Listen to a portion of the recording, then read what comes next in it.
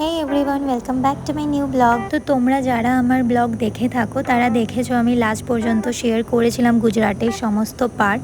তো এটা হলো পার্ট 4। তো সেই দিন আমরা প্রায় 6টা নাগাদ বেরিয়ে পড়েছিলাম। যেহেতু গুজরাটটা একদম পশ্চিম দিকে, তাই জন্য সূর্য উঠতে ওখানে অনেকটা লেট হয়ে যায়। তো আমরা সেই দিন যাচ্ছিলাম সাফারিতে।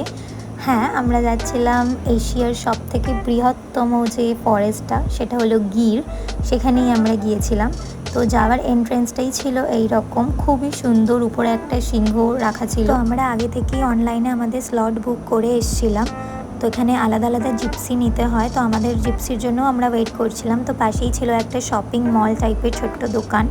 তো আমরা ওখানে চলে গিয়ে কিছু কিছু জিনিস নিয়ে নিলাম, আর আমি টুপিটাও নিয়ে নিয়েছিলাম, কারণ টুপিটা একদম সাফারির জন্য পারফেক্ট। এর মধ্যেই আমাদের গাড়ি চলে এসেছিলো। তো সাধারণত আমরা যখন জুতে যাই তখন আমরা থাকি বাইরে, আর খাঁচার ভেতরে থাকে সমস্ত জন্তু জানোয়াররা। আর এখানে হয়ে গেছিলো অন্যরকম, আমরা ছিলাম খাঁচার মধ্যে, আর সমস্ত অ্যানিমালরা ঘুরে বেড়াচ্ছিলো আর কি। এই ফরেস্টে সমস্ত পশুরা একদম ফ্রিলি ঘুরে বেড়ায়। তো যাওয়ার আগেই অনেক কিলোমিটার আমাদের এরকমভাবে যেতে হয়েছিল ফাঁকা রাস্তা। এখানে দুদিকে ছিল পুরো ফরেস্ট, আর এখানে সারা দিনে দুবারই গাড়ি যায়, মানে দুটো স্লটে যায়। তো সেইভাবেই আগে থেকে বুক করে আসতে হয়, বা এখানে এসেও বুক করা যায়। তো আমাদের জাস্ট এই হোলগুলো দিয়ে আমরা দেখতে পাচ্ছিলাম, আর বাকিটা পুরোটাই খাঁচার মধ্যে। তো আমাদের পুরোপুরি বলে দেওয়া হয়েছিল আমাদের গাইড যে একদম হাত বার করা বা ফোন বের করে ফটো তোলা সব কিছুই বারণ ছিল। উপর মানে ভেতর থেকেই যা করার করতে হয়েছিল। তো এর মধ্যেই আমরা এন্ট্রেন্স করে গেছিলাম, তাই জন্য খুব আস্তে আস্তে গাড়ি যাচ্ছিল। আর যেখানে এরকম জীবজন্তু ছিল ওখানে গাড়ি দাঁড় করিয়ে আমরা ফটো টোটো তুলতে পেরেছি। তো এখানে অনেক কিছুই ছিল, যেমন সিংহরা পুরো একদম সিংহ সিংহিনী দুটোই একদম ওপেনলি ঘুরে বেড়াচ্ছিল। লেপার্ড ছিল, হরিণ ছিল, নীলগাই, অনেক কিছু। মানে তাছাড়া ময়ূর থেকে শুরু করে অনেক রকমের বার্ডসও দেখেছি। বাট এই ফরেস্টে গিয়ে কোনো রকম আওয়াজ করা বা কোনো জীবজন্তুকে খাবার দেওয়া, এগুলো টোটালি বারণ ছিল। ওদেরকে একদম ডিস্টার্ব করা পুরোপুরি গুজরাটের যে সরকার সেখান থেকে পুরোপুরি বারণ। তো এই জন্য প্রত্যেকটি জিপসিতে একটা করে গাইড যাচ্ছিল, যারা আমাদের সমস্ত রকম ইনস্ট্রাকশন দিচ্ছিল। এখনও এই ফরেস্টে আদিম মানুষরা থাকে, তো অত দূর মানে যেখানে আদিম মানুষদের বসবাস সেই জায়গায় আমাদের যাওয়া, মানে সাধারণ মানুষের যাওয়াটা টোটালি বারণ ছিল। তাই আমরা অত দূর যেতে পারিনি। বাট রাস্তায় মানে ফরেস্টের মধ্যে একজন দুজনকে আমরা দেখেছি যারা নর্মাল কাজের জন্য যাতায়াত করছিল, বাট তারা আমাদের থেকে অনেকটাই আলাদা রকম ছিল। আর এখানে যেসব সিংহরা থাকে আর কি, তারা নর্মাল পশুদেরই শিকার করে খায়। বাট যেসব লেপার্ডরা থাকে তারা যদি একবার মানুষের স্বাদ পেয়ে যায়, তাদেরকে আর এখানে রাখা হয় না, অন্য জায়গায় পাঠিয়ে দেওয়া হয়।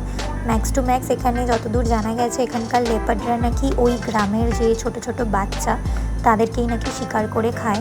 তাই জন্য শুধু লেপার্ড ছাড়া, মানে লেপার্ডদেরই একমাত্র একটা খাঁচাও না ঠিক, মানে পুরো গার্ড করে রাখা হয়েছিল, বাট বাকিগুলো সব খোলাই ছিল। তারপরেই আমরা চলে গিয়েছিলাম আমাদের অন্য একটা প্লেসে। তো সেখানে আমরা দামান দিউয়ে যাওয়ার আগেরই এই প্লেসটা, যেটা সাইট সিন ছিল। এখানের ভিউটা খুব ভালো ছিল, আমরা সবাই ফটো টোটো তুলেছিলাম, খুব মজাও করেছি, খুব মজা হয়েছিল। এই জায়গাটা খুবই সুন্দর ছিল। তারপরেই আমরা নেক্সট জায়গার জন্য রেডি হয়ে গিয়েছিলাম, যেটা সব থেকে অ্যাট্রাকটিভ জায়গা, যেটার জন্য আমরা সত্যি খুবই অধীর আগ্রহে ওয়েট করছিলাম। প্রথমেই গিয়ে অনেক রিলস ভিডিও ফটো শ্যুট করে নিয়েছি, তারপরেই মেন জায়গায় আমরা গেলাম, যেটা সত্যি খুবই সুন্দর। সেই জায়গাটার সামনেটা না গিয়ে হয়তো বোঝানো যাবে না, বাট সিরিয়াসলি সমুদ্র আর পাহাড় একসাথে দেখলে যেটা ফিল হবে, সেই জিনিসটাই এখানে গিয়ে আমরা উপলব্ধি করতে পেরেছি। যেরকম আমরা সিনেমাতে দেখে থাকি, same to same as it is same পুরো জায়গাটা। আমরা যেই বিচটাতে গেছিলাম সেই বিচটার নাম হলো দিউ বিচ, খুব সুন্দর ছিল। তারপর আমরা চলে গেলাম আমাদের নেক্সট ডেস্টিনেশন, যেটা একদম দিউ বিচের পাশেই অবস্থিত অ্যান্ড খুবই ভাইরাল একটা মন্দির, সেটা হলো গঙ্গেশ্বর টেম্পল, যেটা আমরা সব সময় ইউটিউব, ফেসবুক, ইনস্টাতে আমরা দেখেই থাকি। খুবই ভাইরাল একটা মন্দির। তো অনেক দিন ধরে দেখতাম, অনেক দিন না মানে অনেক বছর ধরে আমি দেখতাম এই মন্দিরটা, আর ভাবতাম যে কবে যাব। বাট অ্যাট লাস্ট আমার সেই সৌভাগ্য হয়েছে যে আমি এই মন্দিরটায় যেতে পেরেছি। একদম বিচের পাশ দিয়ে, মানে সমুদ্রের পাশ থেকে এটা অবস্থিত, আর 5টা শিবের মন্দির মানে মূর্তি এইভাবেই রাখা আছে। তো এই টাইমটাই খুব ভিড় হয়েছিল, কারণ যখন জোয়ার আসে তখন শিবগুলো পুরো জলে ঢাকা পড়ে যায়, আবার যখন ভাটা পড়ে তখন সব নর্মাল মানুষেরা এরকমভাবে গিয়ে পুজো দেয়। তো এখানে মানে কোনো পুরোহিত বা সেরকমভাবে পুজো না, বাট নর্মালি নিজেরাই জল দেওয়া, কেউ দুধ নিয়ে গেলে দুধ দেওয়া, এরমভাবে দেওয়া যায়। তো খুব ভালো লাগলো ওখানে গিয়ে, সত্যি মনস্কামনা পূর্ণ হলো। তারপরেই আমরা চলে গেলাম হোটেলে রেস্ট নিয়ে পরের দিন রেডি হয়ে গিয়েছিলাম। তারপরেই আমরা ব্রেকফাস্ট করে নিলাম, আলুর পরোটা, দই অ্যান্ড কফি। তারপরেই আমরা চলে গেলাম রানীর বাড়িতে। তো এইখানে আমাদের ভিডিও মানে অ্যালাউ ছিল না। তারপরেই আমরা চলে গেলাম লাঞ্চ করতে, কারণ সেই দিনের জার্নিটা ছিল আমাদের অনেকক্ষণের, প্রায় 12 থেকে 14 ঘন্টা জার্নি করে আমরা ফার্স্ট গেছিলাম ভদোদরা, তারপরে সেখান থেকে আহমেদাবাদ, কারণ পরের দিনের আমাদের ফ্লাইট ছিল।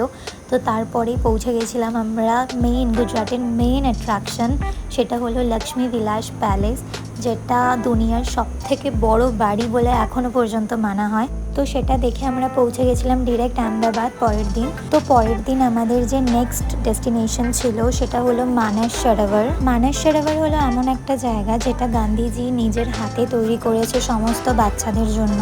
এখানে সমস্ত রকম বাচ্চাদের ফ্রিতে পড়াশোনা করানো হয়। এছাড়াও এখানে অনেক শিক্ষামূলক জিনিস আছে যেটা আমরা গিয়ে দেখতে পেরেছি। তো এখানে প্রত্যেকটা হল ঘরের মধ্যে সমস্ত রকম বাণী থেকে শুরু করে, যুদ্ধের ছবি থেকে শুরু করে, সমস্ত ইনস্ট্রুমেন্টের ফটো সব কিছু দেওয়া ছিল। এছাড়া ম্যাপও দেওয়া ছিল, কিভাবে যুদ্ধ করা হতো, কিভাবে ইংরেজরা আমাদের ওপর হামলা করেছিল, সমস্ত ডিটেলস। এছাড়া এখানে খাদি কাপড়ের চাষ হতো, যেটা যে সুতির কাপড় আর কি, সেটার কিভাবে তৈরি করার হতো প্রসেস, বিভিন্ন রকমের সুতো, বিভিন্ন রকমের যন্ত্রপাতি সব কিছু রাখা ছিল, যেগুলো আমরা সব দেখেছিলাম। তো আমাদের গুজরাটের ট্রিপটা সেই দিনের মতন সেখানেই শেষ হয়ে গিয়েছিল, তাই জন্য বাচ্চারা খুব মজা করেছিল লাস্ট দিন। তো আমরা পৌঁছে গেছিলাম এয়ারপোর্টে, ঢুকতে আমরা বোর্ডিং পাসও নিয়ে নিয়েছিলাম। তারপরেই চলে গেছিলাম লাউঞ্জে, এর মধ্যে আমাদের ফ্লাইটও এসে গেছিলো। তো বোর্ডিং করার পর চলে গেলাম ফ্লাইটে ডিরেক্ট। ফ্লাইটে উঠে আমরা একটু আপসেট হয়ে গিয়েছিলাম, কারণ মনে হচ্ছিল যে ট্রিপটা শেষ হয়ে গেছে, এবার নর্মাল জীবনে ফিরে যেতে হবে। আবার সেই কাজ, সেই পড়াশোনা, কিছু না কিছু কাউ লেগেই আছে, কিন্তু তাও সামান্য নর্মাল জীবনে তো সবাইকে ফিরে যেতেই হবে। তো তাই জন্য ফ্লাইটতেই আমাদের এই মোমেন্টটাকে একটু এনজয় করলাম আর ওয়েট করছিলাম কখন কলকাতায় ল্যান্ড করব। বাট সিরিয়াসলি যখন কলকাতায় এলো তখন যেন সমস্ত রকম আপসেট দূর হয়ে গেল। সত্যিই Kolkata the city of joy, একটা আলাদাই যেন ইমোশন কলকাতা। তো আজকের জন্য এইটুকু, দেখা হবে আবার পরের ব্লগে, টাটা।